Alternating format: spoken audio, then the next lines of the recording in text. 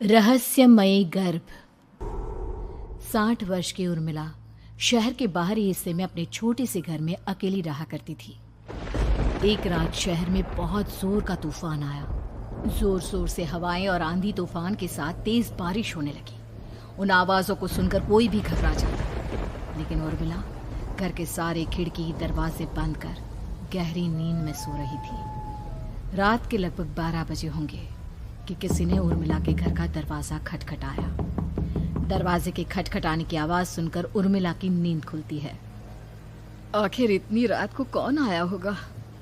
उर्मिला जाकर दरवाजा खोलती है तो सामने लगभग 26 साल की बेहद सुंदर लड़की को खड़ा देख हैरान रह जाती है। कौन हो बेटा, और इतनी रात को इतने भयंकर तूफान में कहाँ भटक रही हो? चाची, आपने मुझे पहचाना नहीं? मैं आपकी दूर की रिश्तेदार शालिनी। अरे हाँ, बचपन में तुझे देखा था। इतनी जवान हो गई है, कैसे पहचान में आती। लेकिन तू यहाँ क्या कर रही है, और वो भी ऐसी अंधेरी तूफान भरी रात में? उर्मिला की बात सुनते ही शालिनी की आंखों से आंसू बहने लगे। वो फूट फूट कर रोने लगी। ये देखकर उर्मिला को कुछ समझ में नहीं आया और उसने शालिनी का हाथ पकड़कर घर के अंदर आने के लिए कहा। जैसे ही शालिनी घर के अंदर रोशनी में आई, उर्मिला की नज़र उसके पेट की तरफ गई, जिसे देखकर ये साफ पता चल रहा था कि वो प्रेग्नेंट है। अरे, तू तो पेट से है। ऐसी हालत में इतने भयंकर तूफान में आधी रात को बाहर भटक रही है। आखिर बात क्या है बेटा, मुझे सब कुछ साफ साफ बता। क्या बताऊं चाची, ये सब जिसकी वजह से हुआ है उसके बारे में बताने में भी मुझे शर्म आती है। मैंने घर वालों की मर्जी के खिलाफ जाकर एक लड़के से शादी कर ली थी, पर वो शादी के 1 महीने बाद ही मुझे छोड़कर चला गया। छोड़कर चला गया का क्या मतलब? क्या उसके साथ कोई हादसा हो गया? नहीं, उसे कोई दूसरी लड़की पसंद आ गई और मेरी प्रेगनेंसी की खबर सुनते ही उसने मुझे बेसहारा छोड़ दिया। उसके बाद मैं अपने घर गई, लेकिन माँ पापा ने मुझे घर में कदम तक नहीं रखने दिया। तभी मुझे आपकी याद आई। कोई बात नहीं, कोई बात नहीं। तुमने यहाँ आकर अच्छा ही किया। एक काम करो, तुम आराम करो। वैसे भी ऐसी हालत में इतना घूमना फिरना और इस तरह आधी रात को बाहर भटकना ठीक नहीं होता। प्रेग्नेंट औरत को आधी रात को घर से बाहर नहीं निकलना चाहिए। बुरी आत्माएं उस पर अपना असर दिखा सकती है। और इतना कहकर उर्मिला ने शालिनी को एक दूसरे कमरे में जाकर आराम करने के लिए कहा। लेकिन जैसे ही शालिनी अपने कमरे में जाने लगी, अचानक से उर्मिला ने उसे रोक लिया। एक बात बताओ बेटा, तुम्हारा कौन सा महीना चल रहा है? पेट देखकर तो लगता है कि लगभग 6 महीने पूरे हो गए होंगे। उर्मिला की बात सुनकर शालिनी के होठों पर मुस्कुराहट आ गई। चाची जी, अभी सिर्फ 1 ही महीना हुआ है। शालिनी की बात सुन उर्मिला दंग रह गई। उसे समझ में नहीं आ रहा था कि प्रेगनेंसी के पहले ही महीने में शालिनी की हालत ऐसी क्यों थी। लेकिन फिर उसने बात को नज़रअंदाज कर शालिनी को आराम करने के लिए कहा और खुद भी कमरे में जाकर सो गई।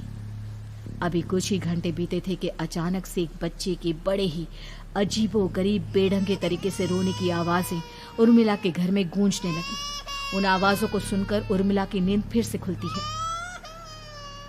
ये अचानक बच्चे के रोने की आवाज कहां से आने लगी? उसने उठकर चारों तरफ देखा, पर वहां उसे कोई नजर नहीं आया। उर्मिला घबराते हुए शालिनी के कमरे में गई तो वहां उसे कमरे की दीवार पर एक बेहद खौफनाक साया नजर आया, जिसे देखकर उर्मिला बुरी तरह से घबरा गई। आखिर ये सब क्या हो रहा है? शालिनी, शालिनी उठो! उसने जोर जोर से आवाज देकर शालिनी को जगाने की कोशिश की, लेकिन ऐसा लग रहा था जैसे उसकी आवाज शालिनी तक पहुंच ही नहीं रही थी।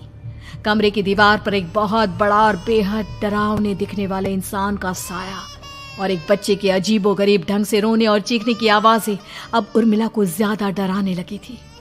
उर्मिला को शालिनी की चिंता सताने लगी और उसने पूरी ताकत के साथ चीख कर शालिनी को आवाज लगाई, शालिनी! तभी अचानक सब कुछ एकदम पहले जैसा हो जाता है और उर्मिला की आवाज सुनकर शालिनी की नींद खुलती है। क्या हुआ चाची, आप इतनी तेज क्यों चिल्ला रही हैं? अब ठीक तो है ना? अभी अभी मैंने तुम्हारे कमरे में कुछ अजीब सा देखा। तुम ठीक हो ना शालिनी? मुझे यहाँ एक बच्चे के रोने की आवाज़ें आ रही थी। लगता है आपको मेरी कुछ ज़्यादा ही चिंता हो गई है। आपने मेरी प्रेगनेंसी के बारे में कुछ ज़्यादा ही सोच लिया होगा। मैं एकदम ठीक हूँ, आप आराम से सो जाइए। इतना कहकर शालिनी ने उर्मिला को फिर से अपने कमरे में जाने के लिए कहा और खुद भी जाकर सो गई। पर अब उर्मिला की आंखों से नींद गायब हो चुकी थी। अगली सुबह जब शालिनी उठी तो वो सीधा उर्मिला के पास आई। गुड मॉर्निंग चाची। तभी अचानक उर्मिला की नज़र शालिनी के पेट पर पड़ती है, जिस पर नीले रंग से एक अजीब सी आकृति नजर आ रही थी। शालिनी, ये तुम्हारे पेट को क्या हुआ? मैंने इतनी औरतों को देखा है, ऐसा तो किसी के साथ नहीं होता। शालिनी ने जैसे ही अपने पेट की तरफ देखा तो उसे वहां कुछ भी नजर नहीं आया। चाची कुछ भी तो नहीं है, सब कुछ एकदम नॉर्मल है। आपको क्या अजीब लग रहा है? इससे पहले कि उर्मिला उसके सवाल का कोई जवाब देती, अचानक से शालिनी के पेट में जोर जोर से दर्द होने लगा। वो बुरी तरह दर्द से तड़पने लगी। चाची, चाची। ये सब देखकर उर्मिला बहुत घबरा गई। उसने धीरे धीरे शालिनी के पेट को सहलाना शुरू किया, लेकिन शालिनी का दर्द कम नहीं हुआ। उर्मिला जाकर रसोई से पानी का गिलास लेकर आई और शालिनी को पानी पिलाने की कोशिश करने लगी। ले बेटा, पानी पी ले, तुझे आराम मिलेगा। ले ले। नहीं चाची, मुझे बहुत तेज दर्द हो रहा है। अरे थोड़ा पी ले बेटा। जैसे ही उर्मिला ने शालिनी को पानी पिलाया, उसने देखा कि गिलास में बचा पानी का रंग नीला पड़ गया और शालिनी की आंखें अजीब हो गई। उसके पेट पर बच्चे का एक डरावना चेहरा नजर आने लगा।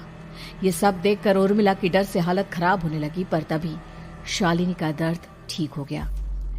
बेटी, अभी तुम्हारा दर्द ठीक है तो ऐसा करो, तुम थोड़ी देर आराम कर लो। शालिनी को आराम करने के लिए कहकर उर्मिला तेज कदमों से चलकर घर से बाहर निकल जाती है और पास ही रहने वाली एक औरत कालिंदी के पास पहुंचती है। अरे उर्मिला बहन, बड़े दिनों बाद दिखाई दी, क्या हुआ? बहुत घबराई हुई सी लग रही हो, सब ठीक तो है ना? क्या बताओ कालिंदी बहन, मेरी एक दूर की रिश्तेदार आई हुई है। वो पेट से है और उसके साथ ना अजीब अजीब चीजें हो रही है। अब उर्मिला सारी बात कालिंदी को बताती है, जिसे सुनने के बाद काले जादू और तंत्र विद्या की माहिर कालिंदी एक ताबीज बनाकर उसे देती है।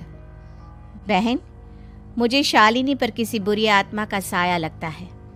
ये ताबीज ले जाओ, आज रात को 12 बजे उसे पहना देना, फिर सब ठीक हो जाएगा। उर्मिला ताबीज लेकर घर वापस आती है और अब आधी रात के होने का इंतजार करने लगती है। जैसे ही आधी रात होती है, वो नींद में सोई शालिनी को ताबीज पहना शांति से अपने कमरे में आकर अपने पलंग पर लेट जाती है। अब सब ठीक हो जाएगा। ये